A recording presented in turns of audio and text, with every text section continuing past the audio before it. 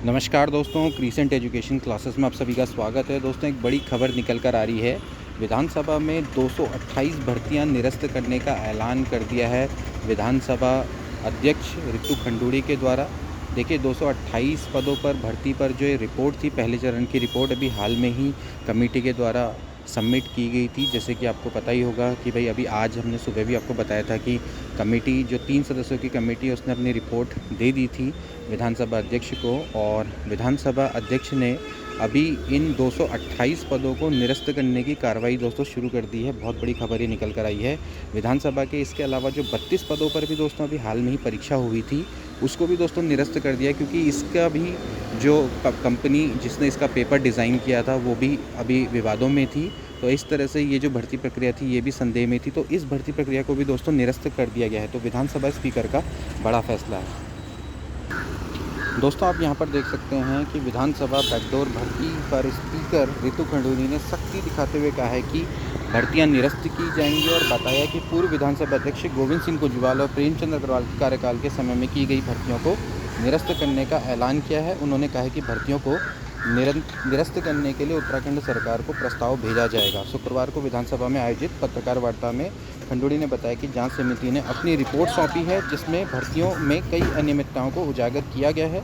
और रिपोर्ट में कहा गया है कि भर्ती के लिए किसी भी चयन समिति का गठन नहीं किया गया, और भर्तियों के लिए ना ही कोई विज्ञापन निकाला, ना ही कोई सार्वजनिक सूचना प्रकाशित की गई। समिति का कहना है कि व्यक्तिगत आवेदन पर नियुक्तियां कर दी गई। बताया जा रहा है कि 2016 में 150, जबकि 2020 में 6 और 2021 में 72 भर्तियों को निरस्त करने का प्रस्ताव तत्काल सरकार को भेजा जा रहा है।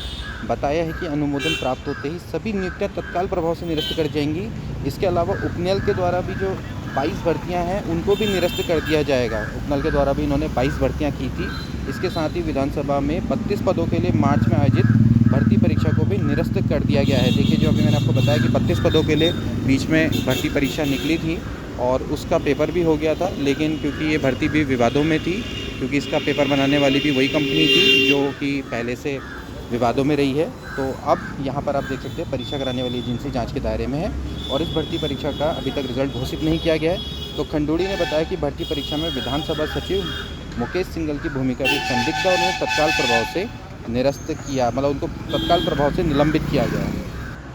इसके अलावा दोस्तों, यहाँ पर आप देख सकते हैं कि जब से UKSSC पेपर लीक के साथ ही विधानसभा बैकडोर भर्ती पर भाजपा सरकार की दोस्तों जमकर किरकिरी हो रही थी, और CM धामी की हामी के बाद स्पीकर खंडूड़ी ने भर्तियों को निष्पक्ष जांच के लिए कमेटी भी गठित की थी, और बैकडोर भर्ती पर विपक्षी कांग्रेस भाजपा सरकार पर हमलावर हुई थी। लेकिन जब कांग्रेस के पूर्व विधानसभा अध्यक्ष स्पीकर कुंजवाल के कार्यकाल में भर्ती सामने आई तो कांग्रेस बैकफुट पर आ गई। ठीक है, तो यहाँ पर दोस्तों आप देख लीजिए कि फैसला आते ही फूट गए कर्मचारियों के आंसू। 2016 के बाद नियुक्ति, सभी कर्मचारियों की नियुक्ति निरस्त किए जाने का फैसला सामने आते ही प्रभावित कर्मचारियों ने विरोध करना शुरू कर दिया। विरोध की कमान महिला कर्मचारियों ने संभाली है, और महिला कर्मचारियों ने तत्काल विधानसभा अध्यक्ष रितु खंडूड़ी के कार्यालय के बाहर जमा होकर विरोध दर्ज करना शुरू कर दिया है। तो दोस्तों, बड़ी इंपॉर्टेंट न्यूज़ है। कई महिलाएं इस दौरान रो रही हैं। उन्होंने 2016, 20 और 2021 के कर्मचारियों को टारगेट किए जाने का आरोप लगा। उन्होंने राज्य गठन के समय से नियुक्त सभी कर्मचारियों के लिए एक ही मानक रखने की बात करी है, और इस